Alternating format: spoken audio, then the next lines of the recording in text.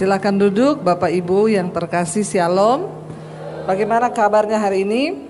Luar biasa, karena kita punya Tuhan yang luar biasa. Iya Bapak Ibu, ya tadi saya 2 kali ya khotbah di sini. Tadi pagi juga ada penyerahan anak dan 2 anak laki-laki namanya sama-sama Yosua ya Pak ya.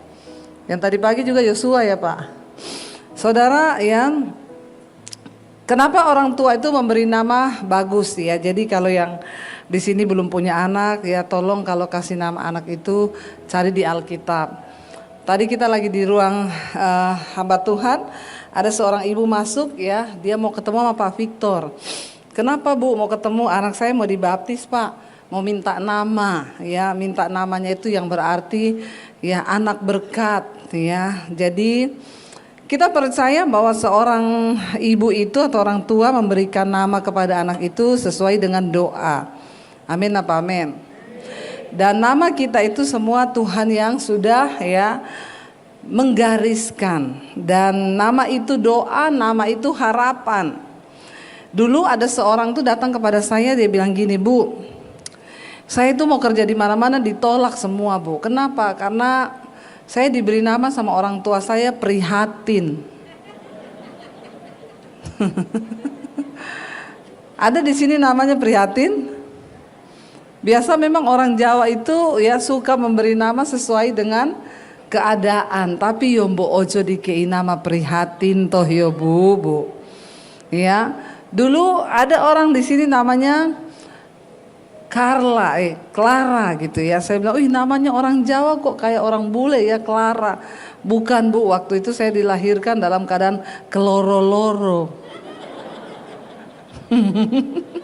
Jadi dikei nama Kloro, bacanya Clara, tulisannya ya tapi itu keloro-loro. Yombo ojo toh. Saudara, di Alkitab ada seorang yang diberi nama juga tidak bagus. Makanya kalau kasih nama itu hati-hati. Di dalam 1 Tawarik pasal yang keempat, kita tuh sering ya menyanyikan lagu ini yang kita tahu bersama dengan judulnya tuh Doa Yabes. Ya, tapi wah kalau nyanyi itu luar biasa pasti ya. Kiranya apa? Engkau memberkati aku berlimpah-limpah. Makanya banyak orang kasih nama anaknya itu Yabes. Ya, padahal arti nama Yabes itu apa? Penderitaan atau kesakitan. Ya. Kenapa itu bisa terjadi? Saudara, coba kita lihat 1 Tawarik pasal yang keempat ya, ayat yang ke-1 dulu kita baca sampai dengan ya ayat yang ke-10. Ya, kalau kita lihat di sana dalam 1 Tawarik ini adalah kisah keturunan Yehuda dari cabang lain. Ya, dikatakan ini keturunan Yehuda. Ayat yang pertama, anak-anak Yehuda ialah Peres, Hesron, Karmi, Hur, dan Syobal. Kalau saudara baca sini ada nama-nama banyak di situ, semua nama. Reaya anak Syobal memperanakan Yahat, dan Yahat memperanakan Ahumai, dan Lahat itulah kaum orang Sora. Inilah anak-anak Etam, Yisril, Isma, dan lain sebagainya. Kalau kita baca itu semua isinya nama-nama. Tapi yang menarik saudara, di ayat yang ke-9 di sana dikatakan begini, baca bersama 1, 2, 3 ayat yang ke-9. Yabes lebih dimuliakan daripada saudara-saudaranya. Nama Yabes itu diberi ibunya kepadanya sebab katanya apa? Aku telah melahirkan dia dengan kesakitan. Jadi nama Yabes itu yang berarti menderita atau kesakitan itu diberikan oleh ibunya. Karena pada saat itu ibunya dalam keadaan menderita. Ya, bahkan bukan hanya ibunya. Saudara, ya kisah dari 1 Tawarik ini ditulis. Ini adalah satu kisah ketika pada waktu itu bangsa Israel ya, mereka baru kembali dari pembuangan. Ya, ini adalah satu kisah silsilah kerajaan Yehuda dari 1 Tawarik ini. Dan ketika kitab ini ditulis ya, ketika itu orang-orang Yehuda itu mereka baru kembali dari pembuangan di Babel. Seperti yang kita tahu bersama ya, pada abad ke-6 sebelum Masehi itu Yerusalem dihancurkan oleh kerajaan Babel, dan akhirnya mereka dibawa ke Babel, ditawan selama 70 tahun. Bayangkan saudara, ya, ditawan 70 tahun, dibawa pindah ke satu tempat yang mereka tidak mau dan pasti tidak nyaman, dan di sana mereka ya disuruh bekerja selama 70 tahun di Babel. Mereka hidup di dalam pembuangan. Lalu ketika sudah selesai masa pembuangan itu seperti janji Tuhan, mereka disuruh pulang. Nah 70 tahun mereka sudah tinggalkan rumah, mereka sudah tinggalkan kotanya, lalu disuruh balik lagi. Kira-kira keadaannya masih sama seperti itu enggak? Ya udah beda semuanya, mungkin rumahnya udah enggak ada, mungkin di situ tinggal rerumputan. Mereka melihat banyak hal yang sudah berbeda, kembali dengan masa kritis, kembali kepada negeri yang tadinya mereka tinggali, dan pasti keadaannya tidak enak saudara. Nah di tengah-tengah keadaan seperti itu saudara, seorang yang bernama Yabes ini lahir. Jadi coba kita bayangkan keadaannya, di tengah baru pulang dari pembuangan 70 tahun, masuk ke daerah lagi itu, dalam keadaan yang sudah tidak nyaman, mereka sedang ada dalam pergumulan. Bahkan bangsa Israel pada waktu itu juga sedang di dalam situasi yang sulit. Ya, mereka sedang bertanya-tanya apakah penyertaan Tuhan dan janji-janji Tuhan itu masih akan tergenapi atas mereka, karena kesulitan ada di depan. Di saat seperti itu, ibunya Yabes ini hamil, lalu melahirkan. Makanya kalau mau hamil itu lihat-lihat keadaan. Amin Bapak Ibu. Jangan sembarang hamil saja. Ya, itu orang nanti waduh lagi dalam keadaan susah, akhirnya karena sukar. Saya takutnya lagi banyak utang, dikejar-kejar orang, anaknya lahir dinamain debt collector. Ya jangan sampai begitu ya. Makanya perhatikanlah dengan seksama waktu-waktu yang ada. Nah di tengah keadaan yang sulit, mamanya ini hamil melahirkan anak, lalu diberi nama Yabes ya. Tadi dikatakan di sana yang artinya apa? Tadi dikatakan yang artinya aku telah melahirkan dia dengan kesakitan, di dalam penderitaan saudara. Ayat yang berikutnya berkata Yabes akhirnya apa? Berseru kepada Tuhan. Dengar baik saudara, sekalipun mungkin orang tuamu memberi engkau nama yang tidak sesuai, atau keadaan memaksa kita melihat bahwa segala sesuatu tidak ada harapan lagi, atau mungkin orang berkata memang sudah nasib dari nenek moyangmu itu, kau itu dilahirkan miskin, jadi tidak mungkin lagi engkau bisa diberkati. Dengar baik-baik, sesuatu terjadi ketika Alkitab berkata dan mencatat Yabes apa? Berseru. Waktu dia berseru, ketika dia memalingkan imannya kepada Tuhan, ya, dia berseru kepada siapa dikatakan? Kepada Allah Israel. Hari ini, apakah engkau berseru kepada Tuhan? Engkau mengalami masalah, penderitaan, kepada siapa engkau berseru? Saya berseru sama mertua, Bu. Ya, bertobat. Jangan berseru kepada orang tua ketika engkau ada masalah. Jangan berseru kepada mertuamu. Jangan berseru kepada pendetamu. Datang sama Pak Victor, Pak saya ini gak punya uang Pak. Ya, tolong Bapak bantu saya lah, jatuh tempo ini Pak, besok 6 juta Pak. Ya ada loh orang-orang begitu. Datang sama saya, Bu besok saya harus bayar 8 juta. Ibu bisa bantu gak? Tolong bayar Ibu. Ya banyak jemaat begitu. Saya sudah dikejar-kejar. Saya bilang saya juga dulu pernah dikejar-kejar. Tapi saya nggak datang sama manusia dan meminta uang. Saya duduk di kaki Tuhan, aku berseru kepada Tuhan. Kalau engkau berseru kepada manusia, manusia cuma bisa tolong engkau bulan ini aja. Tapi kalau Tuhan yang menolong, diselesaikan sampai ke akar-akarnya. Katakan amin. Ya, nggak usah cari pendeta, nggak usah cari manusia, cari Tuhan. Iya, datang lagi Bu, saya mau berbagi Bu. Berbagi apa? Pergumulan. Enggak usah, saya sudah banyak sama saya pergumulan. Kasih sama yang butuh saja. Ya, enggak usah bagi-bagi pergumulan. Ya, pergumulan itu datang serahkan ke Tuhan, di kaki Tuhan, duduk curhat. dalam keadaan yang pahit. Yabes mengerti bahwa nasibnya mungkin pahit.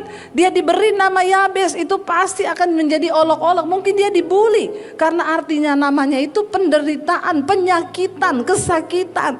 Jadi saudara bisa bayangkan kalau ada anak kita dikasih nama penyakitan, di sekolah bilang, "Hei, penyakitan, penyakitan." Enak gak saudara? Kemarin saya baca berita ada anak 4 SD bunuh diri loh saudara, karena dibully di sekolah. Ya, jadi Yabes itu secara manusia nasibnya, masa depannya sudah buram. Dipanggilnya aja penyakitan. Penyakit itu penyakit datang loh. Kan kasihan saudara. Tapi Tuhan bisa mengubah nasib ya menjadi sebuah rencana Tuhan yang indah. Waktu apa? Alkitab berkata, waktu Yabes berseru kepada Allahnya. Saudara, penting hari ini berserumu kepada siapa? Mari datang berseru kepada Tuhan. Jangan berseru kepada manusia. Nggak usah berseru ke saya. Saya ini HP saya penuh orang konseling. Ya konselingnya juga saya selalu jawabnya apa? Cuma apa? Berdoa. Cari Tuhan. Kita ini tidak bisa bikin apa-apa. Pendeta juga nggak bisa bikin apa-apa. Tugas saya membawa jemaat itu datang bertemu dengan Tuhan. Tapi bukan bertemu saya. Makanya saudara jangan taruh imanmu kepada saya. Jangan taruh imanmu pada Pak Victor. Taruh imanmu kepada Tuhan. Tuhanlah yang sanggup menjawab. Tidak ada manusia hebat, nggak ada pendeta hebat. Yang ada itu Tuhan yang hebat. Dengan iman saudara yang hebat. Ya, dan akhirnya Yabes itu berseru. Dia nggak suruh titip doa, ya titip ya, tolong serukan kepada Tuhan, enak aja. Emang Tuhan pakai makelar, pakai perantara. Datang sendiri, engkau yang harus berseru kepada Tuhan. Dikatakan lalu Yabes berseru kepada Allah Israel. Katanya apa? Dia berdoa, dia meminta kepada Tuhan agar nasibnya diubahkan. Agar apa yang sudah dibuatkan kepada dirinya, yaitu penderitaan, kesakitan, itu diubah Tuhan. Dia bilang apa? Dia berkata kiranya engkau apa? Memberkati aku berlimpah-limpah dan memperluas daerahku, dan kiranya tanganmu menyertai aku dan melindungi aku daripada malapetaka, sehingga apa? Kesakitan tidak menimpa aku. Makanya dia berdoa supaya jangan ada kesakitan, karena memang arti namanya itu adalah kesakitan. Apa doanya di sini saudara? Dia berkata kepada Tuhan, kiranya engkau memberkati aku berlimpah-limpah. Menjadi orang kaya dan menjadi orang yang diberkati dua hal yang berbeda. Banyak orang kaya tapi tidak diberkati, ya. Banyak orang kaya tapi tidak diberkati. Banyak orang yang pas-pasan kelihatannya tapi diberkati. Apa tolak ukur antara diberkati dan kaya? Orang yang kaya mungkin dia punya banyak harta, tapi dia tidak diberkati. Jadi dia tidak diberi kuasa untuk menikmati. Karena kaya atau keberhasilan itu nggak bisa diukur dari berapa banyak yang kita miliki, tetapi dari berapa banyak yang dapat kita syukuri, dan itu bisa kita bagi untuk menjadi berkat bagi orang lain. Orang yang kaya belum tentu diberkati. Artinya apa? Walaupun dia punya banyak, dia belum tentu dapat menikmati banyak. Ya, seperti khotbah saya, penjaga villa sama yang punya villa. Ya, kemarin saya lihat pembangunan sekolah misi saudara, saya bersyukur Tuhan taruh itu di hati saya sehingga sekolah misi, ya berkat jemaat di tempat ini juga ya yang sudah memberi banyak hal saudara untuk rencana Tuhan boleh terjadi. Saya juga nggak tahu kenapa Tuhan pilih Semarang. Tadinya saya itu mau di Solo, ada di Karanganyar, tapi semuanya Tuhan belokkan. Ya, ketemu jemaat di tempat ini, Pak Agus memberikan tanahnya untuk kita pakai. Lalu ketemu Pak Iksanto yang membangunnya tanpa dibayar saudara, ya bahkan ikut nombokin. Ketemu Pak Victor yang punya banyak pengalaman di sekolah. Karena saya ini memang saya nggak punya pengalaman apa-apa saudara. Saya cuma bilang, Tuhan kenapa Tuhan pilih saya? Saya ini nggak ada pengalaman apa-apa, tapi Tuhan tuh ngomong, aku cuma cari orang yang beriman. Karena imanku, iman yang dapat mewujudkan semua rencana-rencanaku yang besar di bumi ini. Ya, ketika kita punya iman, maka segala hal yang mustahil pun bisa terjadi. Jadi kemarin saya pergi lihat pembangunan sekolahnya sudah berjalan sejauh mana. Dan kita melewati di situ kan banyak daerah villa-villa. Banyak villa-villa yang kosong, saudara. Saya bilang sama Pak Victor, Pak ini villa-villa bagus-bagus banget ya. Iya Bu, tapi ini kosong. Tuh pada ditulisi dijual. Ya banyak orang punya villa tapi tidak dapat kesempatan menikmati villa. Penjaga villanya yang senang. Nikmati villa, berenang di villa, goreng pisang, minum kopi. Yang punya villa cekot-cekot, mikirin bayar tagihan. Ya, jadi yang lebih dari pemenang yang mana? Penjaga villa atau yang punya villa? Jadi saudara mau yang punya villa atau mau jadi penjaga villa? Ya, nggak apa-apa jadi penjaga villa asal diberkati toh. Hidupnya seadanya tapi enak gitu ya. Bisa menikmati daripada yang jadi punya villa tapi nggak menikmati. Bedanya orang yang kaya dan orang diberkati itu begitu. Yabes berdoa, Tuhan berkati aku berlimpah-limpah. Kesuksesan, keberhasilan bukan soal berapa banyak yang kita miliki, tapi berapa banyak yang mampu kita syukuri dan kita bisa bagikan, boleh menjadi berkat bagi banyak orang. Jangan hanya berdoa mau jadi kaya, minta sama Tuhan, aku mau menjadi orang yang diberkati. Ya, Yabes berkata, berkati aku berlimpah-limpah. Dan bukan hanya diberkati berlimpah-limpah, dia bilang apa? Dan perluas Tuhan daerahku. Artinya apa? Semakin kita diberkati berlimpah-limpah, itu artinya Tuhan akan pakai hidupmu berdampak lebih luas lagi. Biar Tuhan yang memperluas daerah kita. Gereja di tempat ini pun akan diperluas oleh Tuhan. Katakan, imani saudara. Ya, saya lihat nih sudah penuh ya jemaatnya sampai yang nggak dapat tempat nih, Tuhan akan kasih tempat yang lebih besar ya Pak Victor ya. Amin saudara ya, yes gitu ya. Bukan untuk ambisi manusia tapi untuk kepentingan Tuhan. Ya, untuk kepentingan Tuhan. Saya ini tidak bangun gereja karena panggilan saya memang bukan gembala. Ya, kalau saya jadi gembala nggak cocok saudara, nanti jemaatnya kepahitan semua. Datang Bu Dewi saya mau didoakan, nggak usah cari minta-minta didoakan, doa sendiri. Nah, itu kan saya saudara ya. Kemarin ada pendeta di Manado, kita seminar di sana. Dia bilang, Bu Dewi, saya tiru loh, saya tiru ibu. Jemaat saya datang, saya bilang, jangan cari-cari pendeta, berdoa sendiri. Itu jemaat keluar Bu dari gereja saya. Saya bilang, Bapak Gembala, jangan tiru apa yang saya buat. Iya, ini hanya dilakukan oleh para ahli saja. Ini adegan berbahaya ini yang begini ya. Kalau Bapak nggak dipilih Tuhan untuk ngomong gitu, jangan, apalagi Bapak Gembala. Ya Pak Victor, kalau ada jemaat datang Pak Victor bilang, jangan cari-cari saya, cari Tuhan. Dia keluar dari gereja Bapak. Ya, makanya Bapak dipilih jadi gembala, saya enggak. Ya, saya seperti ini. Orang aja datang, tuh pendeta sana mau loh didoakan. Ibu kok enggak mau? Kamu ikut saja pendeta sana, jangan ikut saya. Ya itu saya, karena memang ya saya panggilannya seperti ini. Ya tetapi di tempat ini Tuhan memberkati tempat ini. Bayangkan dari yang tidak ada menjadi ada. Kalau dengar perjuangan di tempat ini saudara, bagaimana Pak Victor bersama teman-teman ya. Dan dari yang tidak ada sampai Tuhan bisa beri tempat ini yang begitu luar biasa. Dan tidak lama lagi Tuhan akan beri tempat yang lebih besar lagi buat jemaat di tempat ini. Untuk kepentingan Tuhan loh, bukan untuk kepentingan kita, bukan untuk kepentingan Pak Victor atau siapapun. Kalau untuk kepentingan Tuhan, tidak ada yang mustahil. Amin saudara, Tuhan memperluas daerahmu. Jemaat ketika gerejamu diberkati dan gerejamu juga menjadi berkat bagi banyak orang, engkau juga jangan jadi jemaat yang cuma datang duduk diam pulang, nggak berubah, sampai tempat duduknya aja dikontrak loh.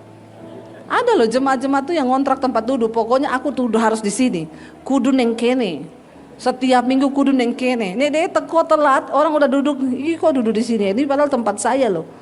Ya, nggak usah di-tag itu tempat duduk. Ya, yang penting engkau menjadi jemaat yang bukan hanya datang duduk pulang, hidupmu berubah. Amin. Dan bilang Tuhan perluas daerahku Tuhan. Ya, artinya apa? Bukan hanya dari segi ekonomi, keuangan engkau diperluas oleh Tuhan, tapi pelayananmu.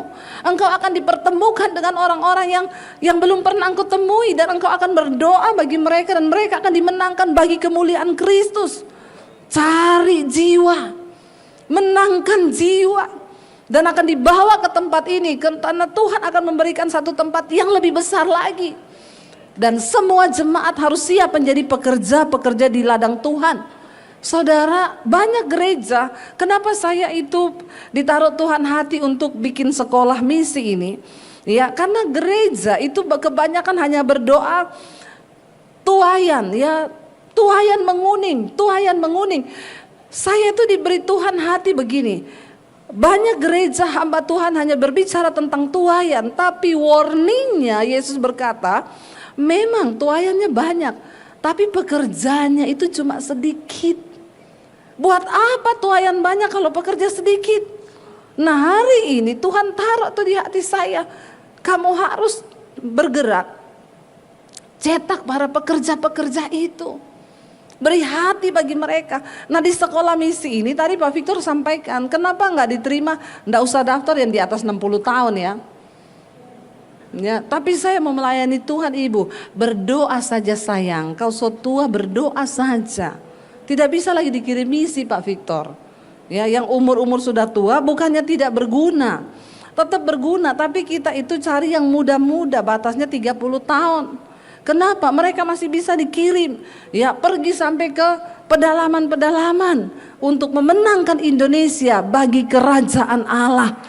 Kita tidak menangkan Indonesia buat gereja tertentu atau orang-orang untuk gereja tertentu, tapi bagi kepentingan kerajaan Allah. Kita nggak hanya bicara satu denominasi gereja.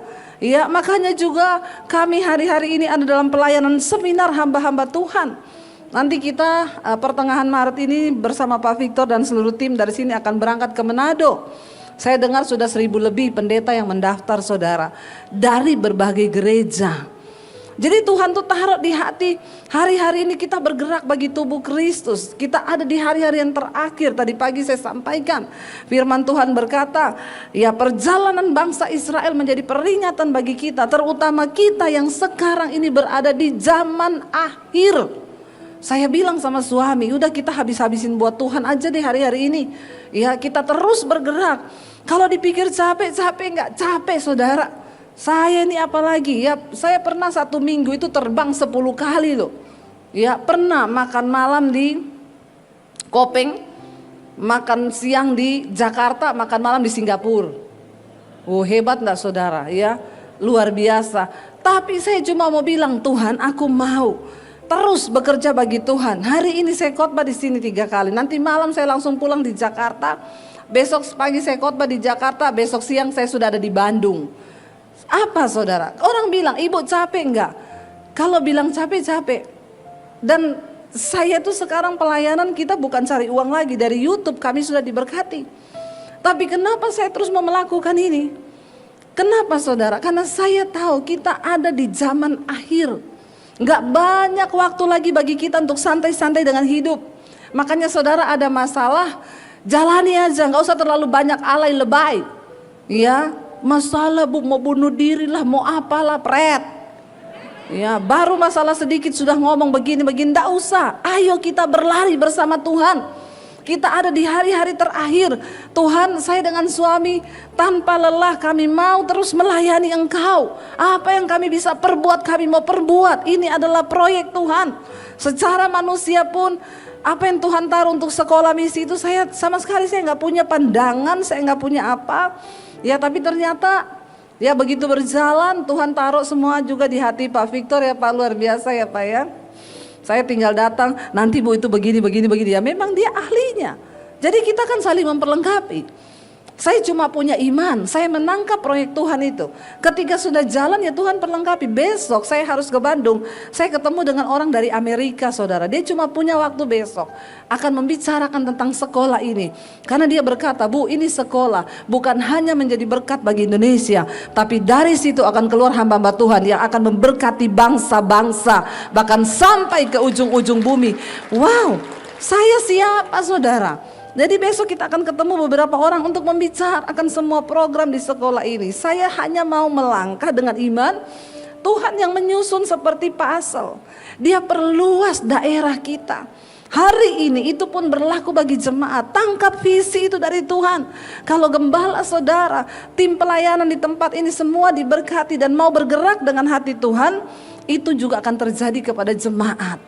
Tuhan akan memberkati jemaat di tempat ini, memperluas daerahmu, pelayananmu, usahamu, bisnismu akan diperluas oleh Tuhan. Satu tujuannya untuk apa? Kepentingan kerajaan Allah.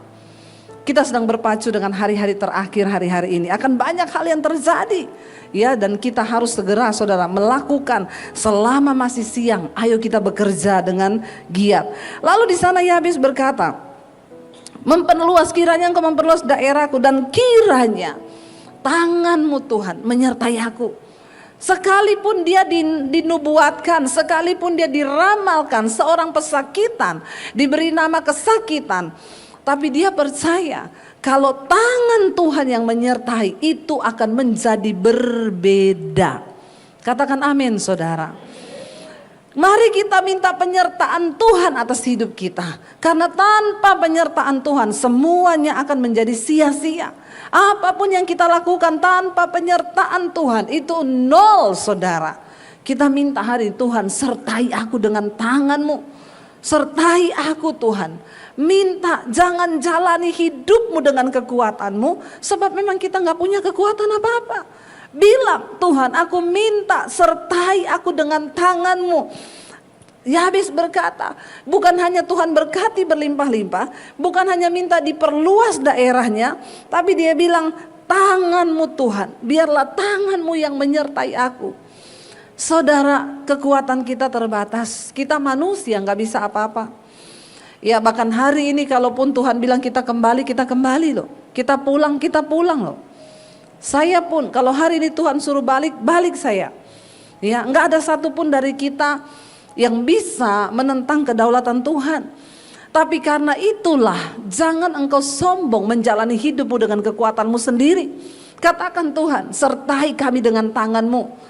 Biar tangan Tuhan yang menyertai kami. Ya, bukan dengan kekuatan kami. Artinya apa? Dia tahu benar.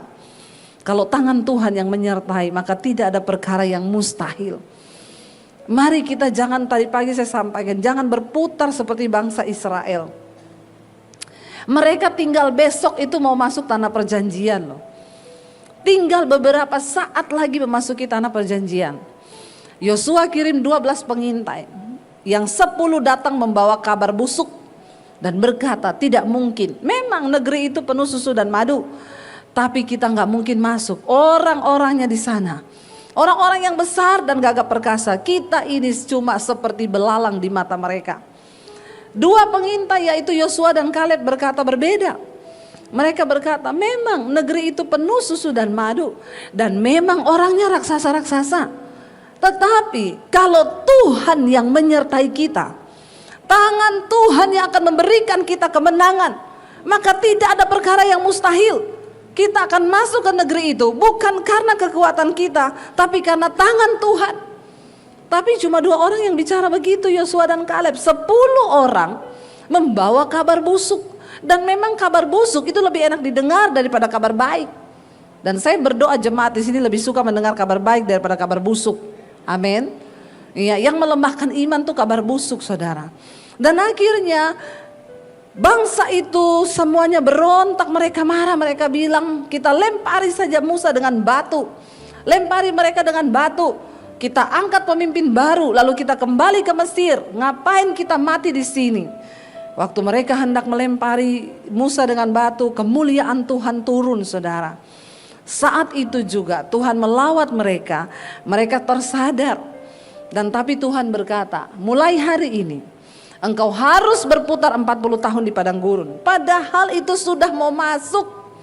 Jadi berputar 40 tahun dan Tuhan bilang apa? Aku akan membunuh semua generasi pertama yang keluar dari Mesir, akan mati di padang gurun, yang boleh masuk ke tanah perjanjian, yang berusia 20 tahun ke bawah, di mana mereka orang-orang yang tidak terkontaminasi lagi pikirannya. Generasi pertama semua mati dibunuh di padang gurun, tidak memasuki tanah perjanjian, tidak melihat janji Tuhan. Hanya mereka yang lahir di bawah generasi kedua itu. Saudara, lihat betapa penting kita belajar dari sejarah bangsa Israel. Kalau kita percaya bahwa tangan Tuhan menyertai kita. Dan akhirnya apa terjadi ketika Yosua meneruskan perjalanannya, bahkan Musa pun tidak diizinkan masuk. Hanya Yosua dan Kaleb, generasi pertama, yang melihat tanah perjanjian itu. Kenapa? Karena mereka berkata, mau itu orang besar raksasa, percayalah tangan Tuhan loh yang menyertai kita. Ya, penting bagi kita tahu bahwa Tuhan menyertai kita. Kalau Tuhan menyertai kita, ada banyak perkara besar yang bisa Dia lakukan lewat hidup kita. Saya ini bukan siapa-siapa, tapi karena tangan Tuhan menyertai saya, saudara. Siapa saya? Kalau hari ini Tuhan perluas daerah pelayanan saya, itu semua hanya karena tangan Tuhan. Tidak ada karena kegagahan atau kekuatan kita, semua karena tangan Tuhan. Makanya Yabes berkata, sertai aku Tuhan. Dan dia katakan di sana, melindungi aku daripada malapetaka. Yabes sungguh-sungguh meminta dari malapetaka dan juga kesakitan, jangan sampai menimpa aku. Kenapa? Karena itulah arti namanya. Ya, malapetaka, kesakitan, penderitaan. Hari ini kalau ada yang namanya prihatin, engkau tidak akan prihatin lagi. Ya, kalau masih bisa ganti akte sih ganti aja ya. Karena sulit melamar pekerjaan. Benar, ada dulu yang konseling sama saya, bolak-balik ke perusahaan manapun masukin lamaran ditolak karena namanya prihatin. Kata perusahaannya, nanti kamu masuk sini perusahaan kami juga jadi prihatin.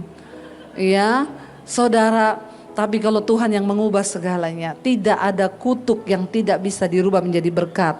Kalau tangan Tuhan yang menyertai kita.